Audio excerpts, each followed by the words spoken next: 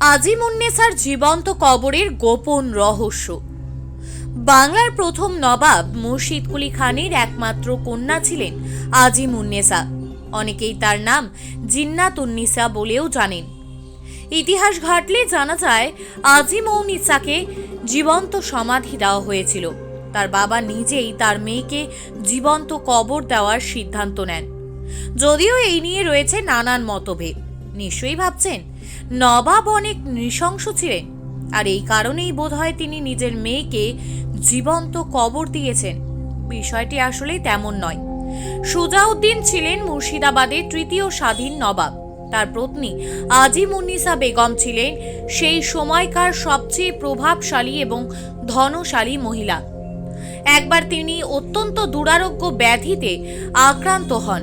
তার পিতা নবাব মুর্শিদ কুলি খাঁ এবং স্বামী সুজাউদ্দৌলা অনেক ডাক্তার, কবিরাজ, হাকিম ডাকেন তাকে সুস্থ করে তোলার জন্য, কিন্তু কোনো কিছুতেই তিনি সুস্থ হচ্ছিলেন না। অবশেষে এক হাকিম তার এই দুরারোগ্য অসুখ সারাতে সমর্থ হন। কবিরাজ তাকে দৈনিক একটি মানব শিশুর কলিজা দিয়ে ওষুধ তৈরি করে খাওয়াতেন। এরপর ওই ব্যাধি থেকে মুক্তি পেলেও নবাব কন্যা মানব শিশুর কলিজায় নেশাগ্রস্ত হয়ে পড়ে। চুরি করে হলেও তিনি শিশুদের কলিজা বের করে খেতেন। এই ঘটনা মুর্শিদ কুলি খাঁ জানতে পেরে তাকে জীবন্ত কবর দেওয়ার নির্দেশ দেন। যদিও আজিমউন্নিসার মৃত্যু এবং তার সমাধি নিয়ে নানা কল্পকাহিনী প্রচলিত আছে। যদিও অনেকে এই তত্ত্ব মানতে নারাজ। তাদের মতে নবাব মুর্শিদ কুলি খানের বংশ পরম্পরা অনুযায়ী তার মতোই তার মেয়েকে মৃত্যুর পরই কবর দেওয়া হয়েছিল মসজিদের সিঁড়ির তলায়। 1730 সালে আজিমউন্নিসাকে ভারতের মুর্শিদাবাদের মহিমাপুরে জীবন্ত সমাধি দেওয়া হয় বলে মত অনেকেরই। সেখানে 1734 সালে তৈরি করা হয় একটি মসজিদ, যেটি বর্তমানে পুরোই ধ্বংসপ্রাপ্ত। শুধু একটি দেওয়ালের অংশ বিশেষ আজও দাঁড়িয়ে রয়েছে। আজিমউন্নিসার জীবন সমাধি দেখতে পর্যটকরা ভিড় জমান মুর্শিদাবাদে। মুঘল স্থাপত্যে গড়া প্রধান ফটক দিয়ে ভেতরে ঢুকলে সোজা একটি পথ উঠে গেছে উঁচু একটি মঞ্চের মতো ঢিবির ওপর। এই ঢিবির ওপর আছে ফুলের বাগান। সিঁড়ি বেয়ে এই ঢিবি বা চা বাগানে উঠতে হয়। সিঁড়িতে না উঠে বাম দিক দিয়ে সিঁড়ির নিচের দিকে একটু এগিয়ে গেলেই দেখা যাবে একটি সমাধি। এটি আজিমুন্নেছার সমাধি বা জীবন্ত কবর। মুর্শিদাবাদের আনাচে কানাচে এই কাহিনী আজও ঘুরে বেড়ায়। আজিমউন্নিসা বেগমের মসজিদটি প্রবল ভূমিকম্পে ধ্বংস হয়ে যায়, তবে এর কারুকার্য করা একটি দেওয়াল এখনো বর্তমান। এই মসজিদটির সঙ্গে মুর্শিদ কুলি খাঁয়ের নির্মিত কাটরা মসজিদের অনেক মিল পাওয়া যায়। 1985 সালে ভারতীয় পুরাতত্ত্ব বিভাগ এই ভগ্নপ্রায় মসজিদটি রক্ষণাবেক্ষণ করে সর্বসাধারণের জন্য খুলে দেয়।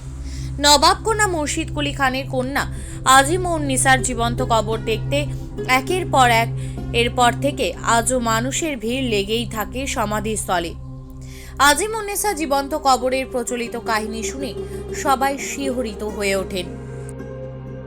জ্যান্ত কবর কিছুই না, এগুলো সব কথিত, ঠিক আছে? এগুলো হাইলাইট করা। স্বাভাবিকভাবে মারা যাওয়ার পরে কবর হয়েছে, তবে মুর্শিদ কুলি খাঁর মেয়ে আজিমউন্নিসা বেগমের কবর আছে, এটুকু। মানে এখানকার গাইডরা কি রং চড়িয়ে এটা এগুলো, হ্যাঁ, এগুলো আগাগোড়ায় মানে চড়িয়ে এসছে, সেইভাবেই চলছে, যে যেভাবে পারছে সেভাবেই বলছে। বলা হতো নাকি উনি কলিজা খাকি বেগম। সব কথিত, এগুলো কোনো সত্যতা নাই। কলিজা খাকি বেগম বলে কোনো জিনিস নেই। এগুলোকে আমরা দেখি উনার বাবার কবর মুর্শিদ কুলি খাঁ, তার কবরও তো সিঁড়ির তলায়। এর কারণ হচ্ছে, আমরা যেমন বেঁচে থাকতে দেখবেন কোনো মন্দিরের নেম প্লেট দেওয়া আছে, ঠিক আছে? তার উপর দিয়ে তো আমরা হেঁটে যাচ্ছি, ঠিক আছে? তো এরা ধর্মটাকে ভালোবাসত, তাই বেঁচে থাকতে যদি কোনো অন্যায় করে থাকে তার জন্য সিঁড়ির নিচে কবর নিয়ে কাউরি পায়ের তলা যদি মানে তার উপর দিয়ে যদি কেউ যায়, তার পায়ের ধুলোতে সে স্বর্গ লাভ করতে পারবে। এই ধারণার জন্য এরা সিঁড়ির নিচে কবর নিয়েছে। এখানে কি কি দেখবে কবর ছাড়া? এখানে এইটাই কবর। আর উপরে উঠে মসজিদ, যে কোনো মসজিদের নামাজিরা এমনি তো কবরের উপরে কেউ চাপবে না, তাহলে মসজিদ থাকলে কোনো নামাজি মানে নামাজ পড়তে যাবে মসজিদে, এই কারণে মসজিদের সামনে ইনাদের কবর আছে। এই মসজিদের এমনি নাম কি? আজিম কাটরা মসজিদ। আজিমউন্নিসা বেগমের নাম অনুসারে এই জায়গার নাম দেওয়া হয়েছে আজিম কাটরা মসজিদ। ওটা কাটরা মসজিদ আর এটা আজিম কাটরা মসজিদ। আরেকটা জিনিস, এখানে এখনো কি নামাজ পড়ার প্রচলন রয়েছে? না, এখন নামাজ হয় না, বহু বছর ধরে বন্ধ হয়ে গেছে। সেন্ট্রাল গভর্নমেন্ট নেওয়ার পরেও এখানে কোনো নামাজ হয়নি। আরেকটা গেট দেখা যাচ্ছে ভাঙা, সেটা কি ব্যাপার? এটাই মসজিদের গেট। প্রবেশ পথ আর কি। মসজিদটা পেছন দিকটা ছিল, সামনের পজিশনটা ভেঙে গেছে, আরও 4খানা গেট ছিল, পুরোটাই ভেঙে গেছে। এটার সম্বন্ধে আমরা যেটা জানি, আমরা যেটা শুনেছি, যেটা মানুষকে আমরা বলি, এটা হচ্ছে নবাব মুর্শিদ কুলি খাঁর মেয়ে আজিমুন্নেসা বেগমের জ্যান্ত সমাধি। সে নাকি বলে বাচ্চা ছেলেদের কলিজা খেত, সেই কারণেই নাকি তাকে জ্যান্ত অবস্থায় সমাধি দিয়েছিল, এতটুকুনি জানি। আচ্ছা আর এটাই মানুষকে আমরা বলি। আচ্ছা, এটা কতটা কি সত্য কিছু জানা আছে? এটা তো সে 300-400 বছর আগেকার কথা এগুলো, ঠিক আছে? সে তো আমরা যেটা শুনে আসছি আমরা সেটাই বলছি মানুষ। আচ্ছা, তো এই জ্যান্ত সমাধিতে লোক কেমন হয়? ভালোই লোক হয়, ভিড় হয়? এখন একটু অফ টাইম বলে এখন লোকজন নেই। ডিসেম্বর জানুয়ারি সামনে আছে, ডিসেম্বর তো চলেই এলো, পড়ে এলো। কিছুদিন পর থেকে, এখন ছেলে মেয়েদের পরীক্ষা চলছে, ধরেন কিছুদিন পর থেকে লোক হবে। আচ্ছা, যদি লোক কম হয় তাহলে আপনাদের কতটা অসুবিধার মধ্যে পড়তে হচ্ছে? তাতে আমাদের কিছু যায় আসে না, আমাদের মোটামুটি চলে যায় কোনো রকম। আচ্ছা। লোক কম হোক বেশি হোক। আমরা বেলডাঙ্গা থেকে এসেছি। আচ্ছা, এখানে মুর্শিদাবাদ ঘুরছেন, কেমন লাগছে? ভালো লাগছে। কি কি দেখা হলো এখনো পর্যন্ত? এই হাজারদুয়ারি দেখলাম, তারপরে তো এখানে আসলাম, এবার আস্তে আস্তে দেখবো। আচ্ছা, জ্যান্ত সমাধি দেখলেন, কতটা সত্য মনে হয় আপনার কথাটা?